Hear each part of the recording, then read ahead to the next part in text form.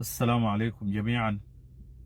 أود التعليق على المراسم الدستورية التي أصدرتها حكومة البرهان غير الشرعية في بور السودان، التي تتعلق بمراجعة الجنسية والرقم الوطني تحديدا لقبائل الهبانية والرزيقات والمسيرية والتعايشة وبني هلبة والسلامات والترجم والفلاتة تحديدا. لماذا هذه القبائل تحديدا؟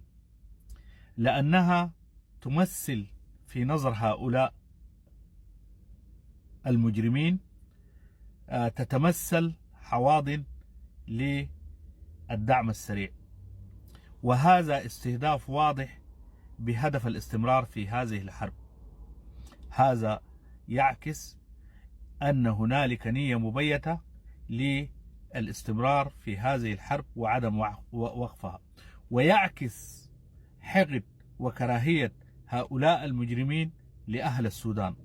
وواضح أن هنالك عدم أخلاق ونية مبيتة للقتل والتصعيد. تعتبر هذه الإجراءات انتهاك لحقوق الإنسان واحد، وتعتبر جرائم ضد الإنسانية اثنين. ما يجب القيام به الآن، يجب أن تتقدم شكوى لمجلس حقوق الإنسان، وتصاحب هذه الشكوى شكوى أخرى للجنة الأفريقية لحقوق الإنسان.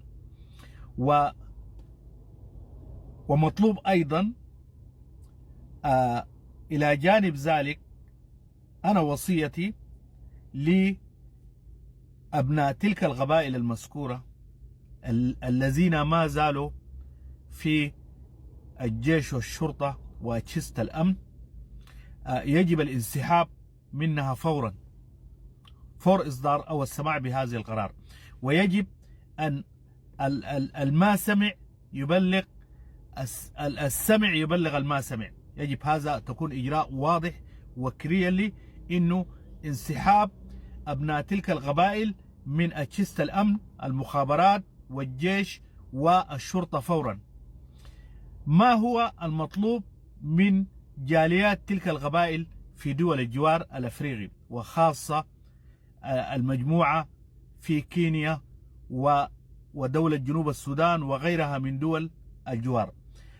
الحكومة الآن الموجودة، حكومة البرهان، تعتبر حكومة غير شرعية باعتراف كل العالم، وبالتالي يجب الآن عدم الذهاب إلى السفارات التي ما زالت قائمة في تلك الدول، عدم الحواضن من تلك القبائل، عدم الذهاب إلى تلك السفارات، وبالتالي يجب استخراج بطاقة الحماية من الأمم المتحدة. وانت في هذه الحالة ما محتاج انك تجدد جوازك إلى حين يتضح الأمر واضح في ظل هذه الحرب المستمرة الآن.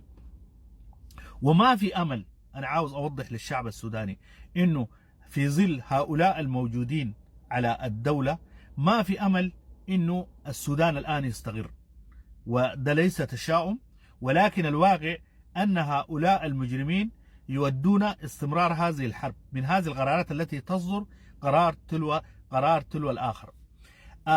المطلوب من الأشاوس، ودي قضية مهمة جدا جدا، إنه المطلوب من الأشاوس الآن الإسراع في ضم بور السودان تحديدا، بور السودان تحديدا، الإسراع في ضم الشريط الاقتصادي سنار والقطارف وكسلة وبور السودان. وبالتالي يجب حصر الفلول في إقليم ضيق في الشمال، يجب حصر الفلول في الشمال. هؤلاء المجرمين يجب حصرهم في الشمال، وبالتالي يسهل محاسبتهم. أنا ما عاوز أطيل في هذا الجانب، لأن هذا الموضوع موضوع مهم جدا جدا، ويجب أن يفهمه الشعب السوداني فهم صحيح، وإنه الشعب السوداني أنا في تقديري الآن آن الأوان أن ينحاز لبقاء دولة سودانية موحدة، لأن هؤلاء المجرمين واضح إن أهدافهم الاستمرار في الحرب وتقسيم السودان، ويجب على الشعب السوداني تفويت هذه الفرصة لهؤلاء المجرمين. ويا الشعب السوداني، الآن أنت ما عندك مصلحة في المؤتمر الوطني. الحركة الإسلامية التي يمثلها المؤتمر الوطني، أنت كشعب سوداني ما عندك مصلحة فيه. إحنا عندنا مصلحة كلنا كسودانيين نغيم مكان الفساد صلاح، وما عندنا مصلحة إن الحرب تستمر. يجب وقف هذه الحرب. وفي الختام لكم التحية والتقدير، والسلام عليكم ورحمة الله.